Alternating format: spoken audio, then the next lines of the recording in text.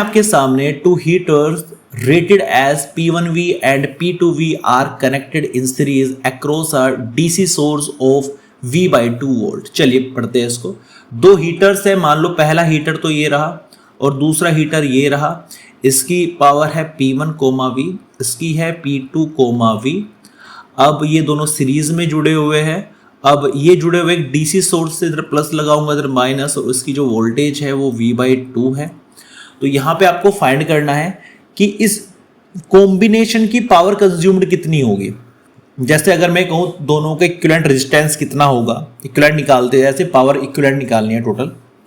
तो करते हैं इस क्वेश्चन को। देखो सबसे पहले मेरी बात सुनिएगा, ये जो कभी भी ब्रैकेट में चीज देता है ना P1V, P2V, इनका काम सिर्फ और सिर्फ रेजिस्टेंस निकालना होता है, केवल रेजिस्टेंस फाइंड करना, और इसका कोई काम नहीं होता। तो अगर मैं पहले हीटर की बात करूँ, देखो PV और R रिलेशन क्या होता है, P होता है V²/R, ये फॉर्मूला में यूज करूंगा। तो इसमें लगाऊंगा P1 = V²/R1, तो यहां से R1 आ जाएगा V²/P1। ऐसे इसका जो R2 आ जाएगा वो क्या आ जाएगा, V²/P2। तो R1 R2 की वैल्यू हमारी आ चुकी है। इसके बाद ये है सीरीज में, तो सीरीज में R इक्विवेलेंट निकालना है पूरे का। तो क्या हो जाएगा R इक्विवेलेंट, R1 + R2 सीधे जुड़ जाएंगे। R1 कितना, V²/P1 प्लस V²/P2। तो V² अगर मैं कॉमन रूट्स को सोल्व करूँ बनेगा P1 + P2/P1 × P2। तो ये R इक्विवेलेंट आ गया। अब क्या काम करूंगा, अब मैं पूरे सर्किट में P = V²/R लगाऊंगा, पूरे सर्किट के लिए। P = V²/R, ये पूरे सर्किट के लिए है, पूरे सर्किट के लिए, पूरे सर्किट के लिए, पूरे सर्किट के लिए P आपको फाइंड करना है, P से आपको तो फाइंड करना है। पूरे सर्किट के लिए V कितना जा रहा है, V by 2 जा रहा है, जो बैटरी छोड़ रही है वो जा रहा है।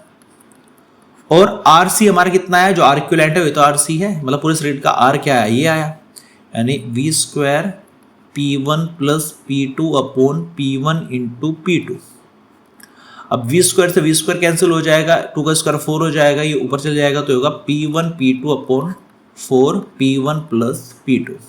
तो इसका मतलब option D is your right answer.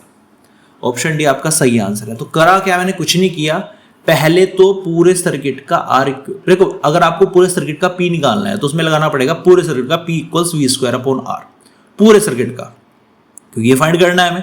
अब जो V है, V पूरे सर्किट का मुझे पता है, जो बैटरी दे रही है वो पूरे सर्किट का है, लेकिन R नहीं पता था पूरे सर्किट का। तो इन दोनों की हेल्प से मैंने R1 R2 निकाल के इनका इक्विवेलेंट निकाल लिया, पूरे सर्किट का R भी पता चल गया, फिर वैल्यू रखी तो पूरे सर्किट का मुझे पावर पता चल गया, ये क्या है, पावर कंज्यूम्ड है। तो यहां पर option D is your right answer.